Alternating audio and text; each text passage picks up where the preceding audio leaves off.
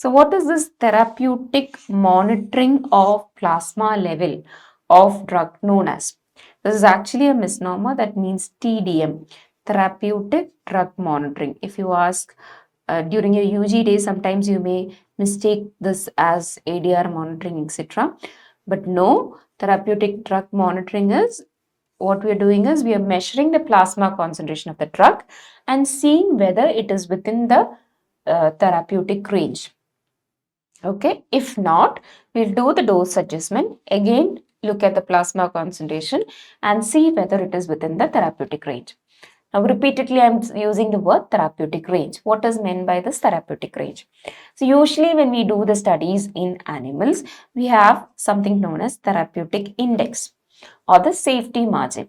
How do we calculate the therapeutic index? That is LD50 by ED50. Again, new terms are being introduced. What is meant by LD50 or the lethal dose 50? The dose which kills 50% of animals. ED50 is a dose which is effective for 50% of animals.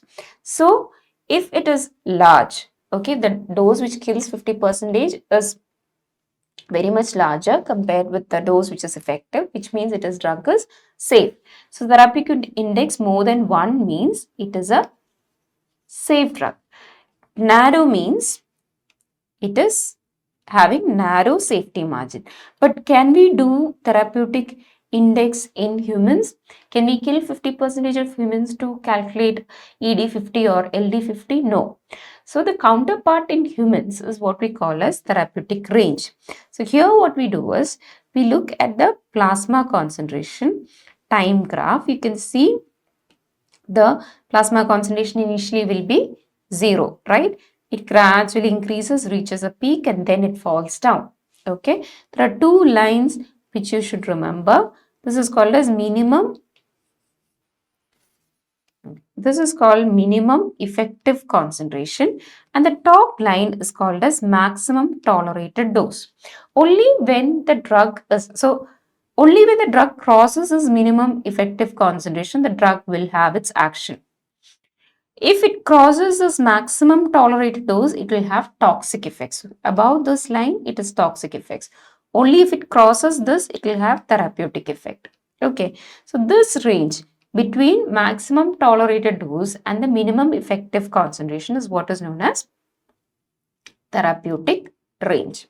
For some drugs like lithium phenytoin, this range is very low. They are having narrow safety margin.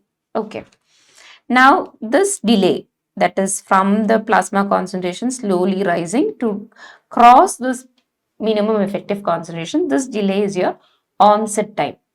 For any drug, if you immediately take it, immediately there won't be any action. Some delay will be there. So, that is your onset time.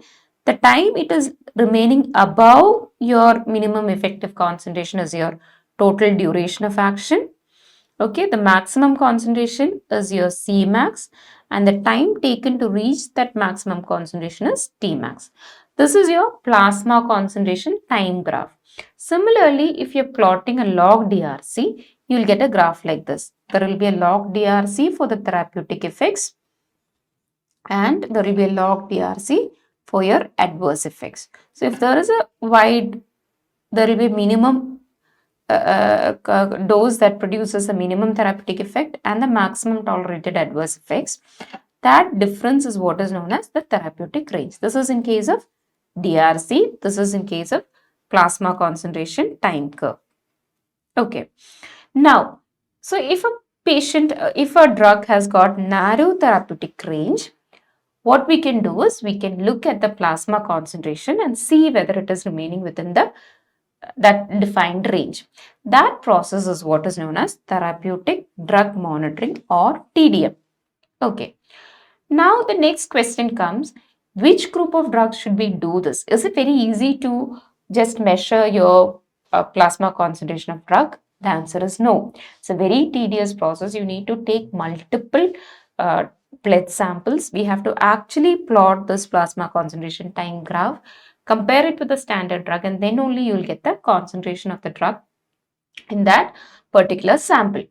So, if we have got a very simple method by which we can know the drug effect, why should we go for this process? For example, if the patient is on metformin, we want to know whether the drug is effective for this patient. What can we do? We can simply measure the blood sugar levels, fasting or the ppbs level to see whether the metformin is acting or not. Another example is in case of metoprolol or antihypertensive, you want to see if the drug is effective. You can just look at the BP, or in case of warfarin, you can just look at the INR. So if there are good clinical markers, we need not do a TDM or therapeutic drug monitoring.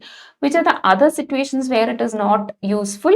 If it is a hit and run drug, like even after the drug is eliminated from the body, the action persists, means you will not be able to get a correlation between the drug concentration and the response. So for TDM to happen, there should be a good correlation between the drug concentration and the drug response. Only then TDM will be useful.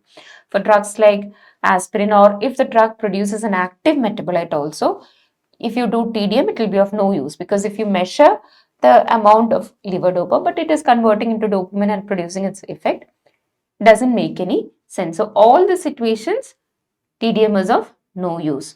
So where do we use TDM? We use TDM if there are no clinical markers, but there is a good correlation between the plasma concentration and the drug response. For example, lithium. If you look at the plasma concentration, you can clearly say how the lithium is acting. Okay, these are the situations where we can do a TDM.